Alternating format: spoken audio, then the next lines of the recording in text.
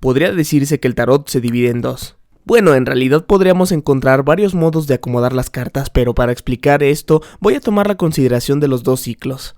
Los 10 primeros arcanos sin contar al loco y los 10 últimos sin contar al mundo. Entre ellos tienen algo en común, que son similares a los de arriba, solo que la diferencia radica en ciertos detalles, y una buena forma para explicar esto sería con el enamorado y el diablo.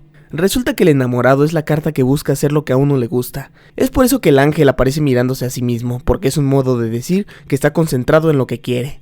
Y eso que quiere puede provocar conflictos, porque no todos estarán de acuerdo y no todos lo van a apoyar. Algunos le impedirán hacer lo que quiere en referencia a la combinación de las cartas que nos aparezcan.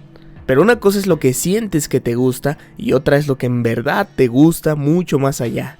Aquí es donde aparece el diablo, que es dejarse llevar por las pulsiones más bajas de tu cuerpo o de tu espíritu. Una mujer puede decir que quiere a un hombre trabajador, pero si exploramos lo que en realidad le gusta más allá de su racionalismo, podremos encontrar algunas características que ella nunca admitiría, como decir que desea a un hombre con un gran trasero.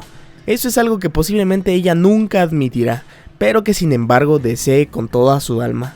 Y eso es el diablo. Esa es la diferencia de dejarse llevar por lo que te gusta o por las pulsiones de tu instinto. Ahora, ¿por qué existe esta diferencia? Bueno, pues para entender esto debemos ver a la carta del mundo.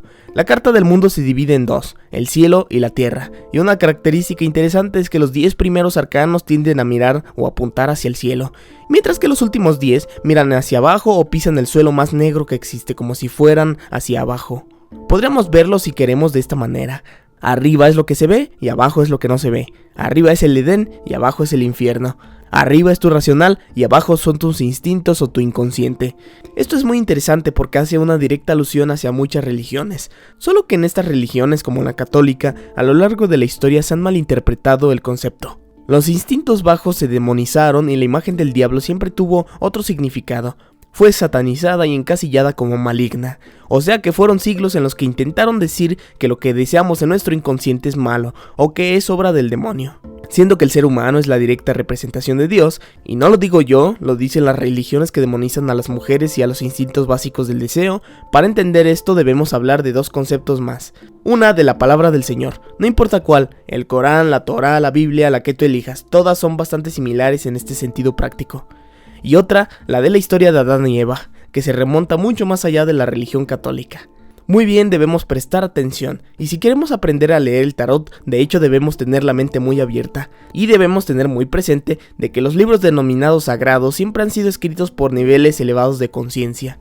Punto número 1. El común denominador, es decir, que los libros sagrados fueron escritos por Dios. Analicemos esto y pensemos en por qué se dice esto. Pensar que Dios escribió esto es pensar que existe aparte del ser humano. Sin embargo, ellos mismos admiten que Dios está en todos lados y que si no está aquí no está en ningún lado. Y si está en todos lados podemos hacer una referencia al panteísmo. Se consideran monoteístas, pero realmente muchos admiten ser panteístas al decir que todo es Dios.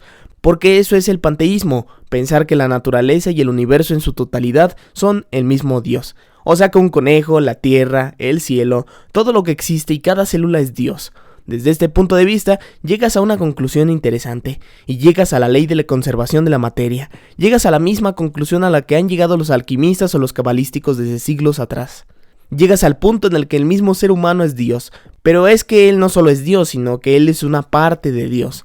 Ahora entendido esto, si un humano es una parte de Dios, eso significa que si un humano se pone a escribir un libro como la Biblia, se puede decir que el mismo Dios lo escribió, y así aplica perfecto.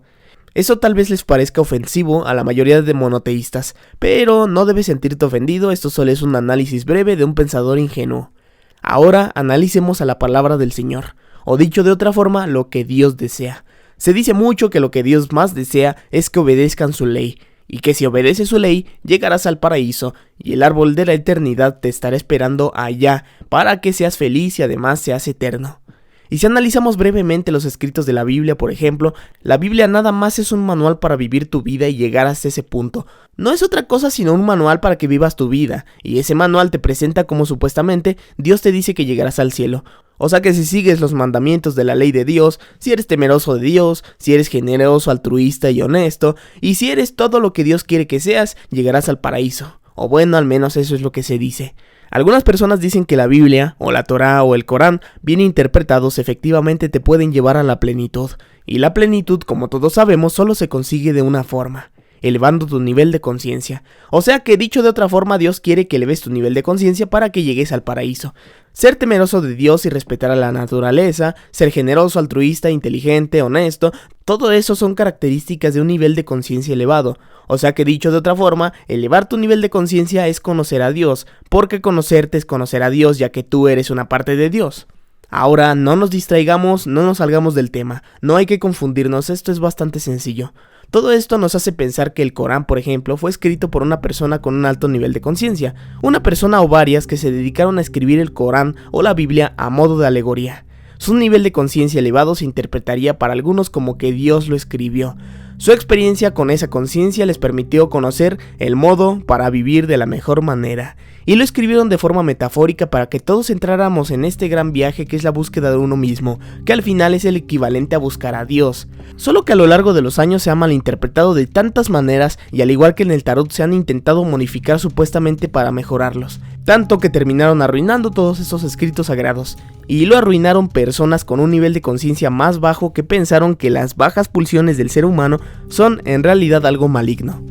Una vez entendido esto, entonces ahora sí te puedo hablar de la historia de Adán y Eva. Todo esto te ayudará a entender mejor al tarot en su totalidad. Si nos vamos por lo literal e ignoramos absolutamente todo lo metafórico, pues resulta que Adán y Eva vivían felices en el paraíso, hasta que un día a Eva se le ocurre comer del fruto prohibido.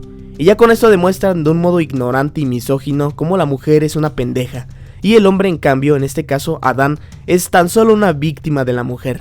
Luego, por culpa de Eva, sienten vergüenza por sentirse desnudos, y luego de haber sido felices y eternos, ahora morirán ellos y sus hijos, y vivirán horriblemente en la tierra porque Dios los castigó, y todo por culpa de que Eva se dejó seducir por la serpiente que según es la representación del diablo.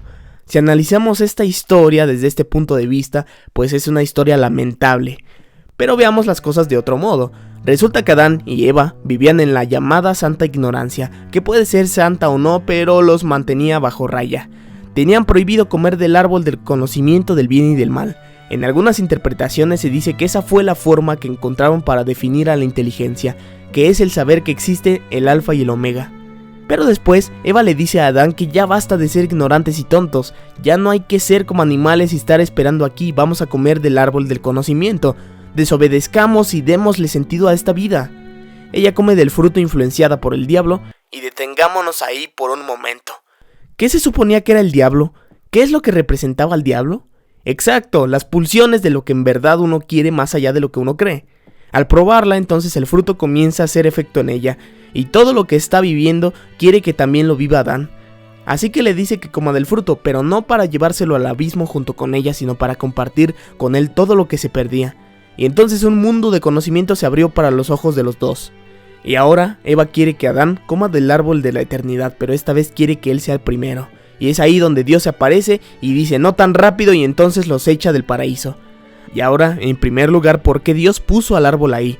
Lo puso para darles a elegir, siendo respetuoso con su elección de si querían seguir ahí o hacerse conocedores del mundo. Solo que les deja claro que en efecto se iban a morir si comían del árbol del conocimiento. Algunas interpretaciones mencionan que en realidad el fruto no daba nada, sino que la simple acción de comer al fruto era la que los hacía abrirse de su mundo onírico hacia el conocimiento, y siendo conocedores ahora eran capaces de santidad o de pecado. Al ser conocedores podían ser santos, pero también podían ser pecadores, y tenían la libre elección de hacerlo. Pero después, cuando llega el apocalipsis, ¿qué sucede? Que los que siguen la ley de Dios llegan a la tierra celeste y las puertas se te abren. Y la tierra celeste tiene en su interior al árbol de la eternidad. O sea que, dicho de otra manera, si elevas tu nivel de conciencia vivirás en el paraíso. Pero es que no necesitas ir al cielo físicamente, aquí lo vives. El cielo está aquí, la tierra está aquí, todo está aquí. Uno puede vivir un infierno en la tierra si se tiene una conciencia muy poco desarrollada. Y ahora vamos al tarot. Mientras más elevado es el número, más plenitud existe. La combinación del loco y el mundo es la plenitud absoluta. Eso es una metáfora para decir que el cielo es el equivalente a tener más conciencia. El cielo está ahí, solo que hay que llegar y lo vives aquí, pero para llegar hay que ser la conciencia del universo, y así viviremos tanto como el universo. Uno se muere si no es capaz de ver que uno nunca muere. Si tú eres una parte de Dios, no te mueres y no te acabas, una parte de ti sigue en la tierra y se convierte en otra cosa. Ese árbol de la eternidad lo tienes cuando llegas al cielo porque es como el árbol del conocimiento. El fruto en realidad no es nada, sino que es un abrir de ojos. Cuando te comes el fruto de la eternidad te das cuenta de que ya eres infinito y que ya eres eterno.